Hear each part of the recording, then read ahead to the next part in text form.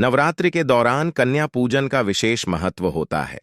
इस दौरान लोगों द्वारा घरों में कुल देवी का पूजन भी होता है। किसी के घर सप्तमी तो किसी के घर अष्टमी पूजन होता है। इस दिन भक्त मां को रूप में कन्या भोजन करते हैं।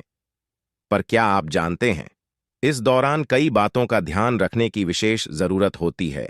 तो दोस्तों, स्वागत है आपका हमारे YouTube channel RK vastu tips में।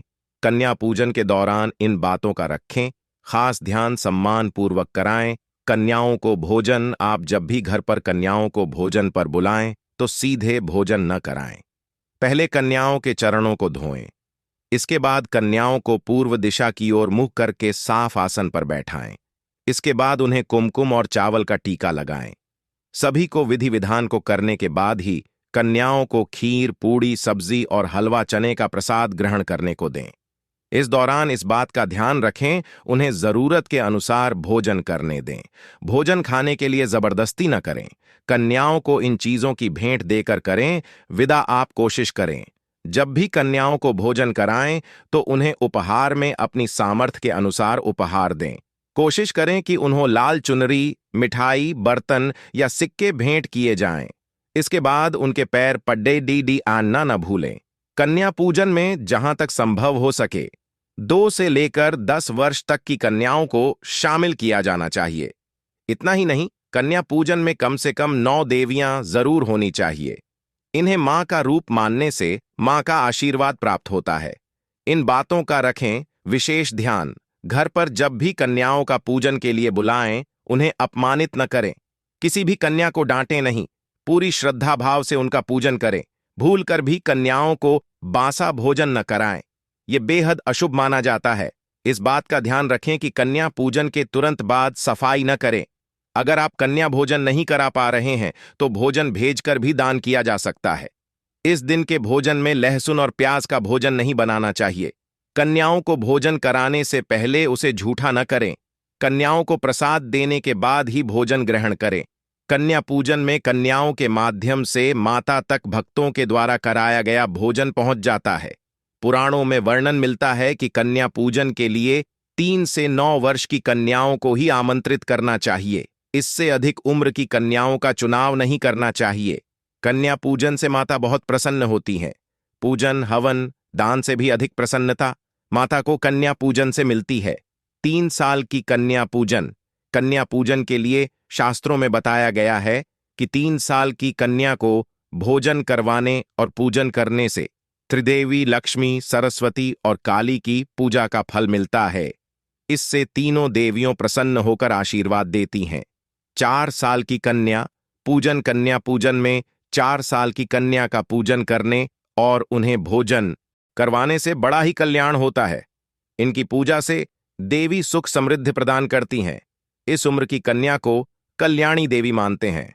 5 व 6 साल की कन्या पूजन। कन्या पूजन में 5 साल की कन्या का पूजन सेहत के लिए बहुत ही शुभ फलदायी होता है। 5 साल की कन्या के पूजन से आरोग्य सुख की प्राप्ति होती है।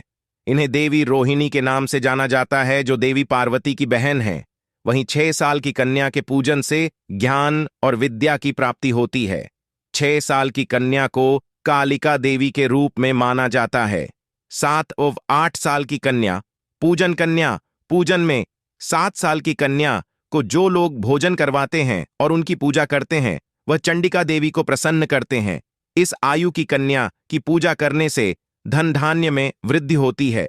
जबकि 8 साल की कन्या देवी शांभवी रूप में होती है, जिनकी पूजा करने से प्रसिद्धि और प्रतिष्ठा की प्राप्ति होती है। 9 साल की कन्या पूजन। कन्या पूजन के लिए जो लोग 9 वर्ष की कन्या की पूजा करते हैं, वह मां दुर्गा की पूजा का फल पाता है। इस उम्र की कन्या को दुर्गा रूप में माना जाता है, जिन्हें भोजन करवाने से कठिन कार्य भी सफल होते हैं और शत्रुओं पर विजय प्राप्त होती है। नवरात्रि में कन्या पूजन के लिए 9 दिनों में आप 9 कन्याओं को भोजन करवा सकते हैं, या फिर अष्टमी या नवमी तिथि को 1, 5, 7 अथवा 9 कन्याओं और 1 बालक को भोजन करवाना चाहिए। इससे कन्या पूजन का लाभ और पुण्य प्राप्त होता है। नवरात्रि कन्या पूजन में करें इन चीजों का दान, किताबों का भी करें दान। एक तरफ जहां कुंवारी कन्याओं को भोजना कराने और उन्हें वस्तुएं दान करने से नौ दुर्गा को प्रसन्नता होती है, वहीं चैत्र नवरात्रि में किताबों को दान करना भी अत्यंत शुभ माना जाता है। किताबों को दान करने से किसी भी व्यक्ति के जीवन में कभी भी दुख का सामना नहीं करना पड़ता। मां लक्ष्मी के साथ मां सरस्वती मेहरबान रहती हैं। ऐसे करें मां जगदम्बा को प्रसन्न। कई बार ऐसा भी होता है कि लोग पूजा पाठ बहुत विधि विधान पूर्वक करते हैं, लेकिन उनके ऊपर दुखों का साया बढ़ाया करता है। ऐसी स्थिति में नवरात्रि के 9 दिन मां जगत जननी जगदम्बा हरे कपड़े में छोटी इलायची दान करना चाहिए। ऐसा करने से आए हुए सभी विपत्तियों का नाश होता है। नौकरी के नए अवसर प्राप्त होते हैं। केले का जरूर करें दान। वहीं दूसरी तरफ नवरात्रि में केले का दान करना भी बेहद शुभ माना जाता है। नवरात्रि में केले के दान करने से घर में बरकत बढ़ती है, धन वृद्धि होती है। जरूरतमंद लोगों को नवरात्रि के दिन दान करना अत्यंत शुभकारी माना जाता है। अब जान लेते हैं नवरात्रि में धन प्राप्ति के लिए उपाय। आर्थिक समस्या होगी दूर। चैत्र नवरात्रि की अष्टमी या नवमी बेहद शुभ होती है। ऐसे में आप दुर्गा मां का गंगा स्नान करवाएं, इससे आर्थिक स्थिति दूर होती है। इससे अलग पूजा के दौरान पीले रंग की कौड़ियां और शंख की पूजा करने से भी धन प्राप्ति का आशीर्वाद मिलता है, सुख समृद्धि का होगा।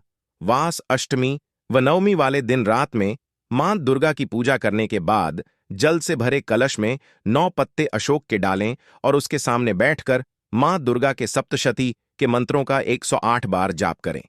इसके बाद रात के 12 बजे घर के मुख्य द्वार पर गाय के देसी घी का दीपक जलाएं और झप करने के बाद कलश का पानी पूरे घर में आम के पत्तों के माध्यम से छिड़क दें और बचे हुए पानी को सुबह के समय तुलसी में डाल दें।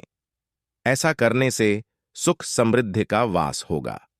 यदि आपके मन में कोई पुरानी इच्छा है और आप चाहते हैं कि वो पूरी हो जाए, तो नवरात्रि में रोजाना 5 प्रकार के सूखे मेवों का भोग माता रानी को लगाएं। पूजा के बाद इसे प्रसाद रूप में ग्रहण करें। ऐसा करने से मां दुर्गा आशीर्वाद स्वरूप आपकी सभी मनोकामनाएं पूर्ण करेंगी। यदि आप अपने करियर में तरक्की पाना चाहते हैं, तो नवरात्रि के दौरान घर में तुलसी का पौधा अवश्य लगाएं। यदि घर में तुलसी का पौधा है, तो एक सिक्का लेकर अपनी मनोकामना मांगे और उस सिक्के को तुलसी के पौधे की मिट्टी में दबा दें।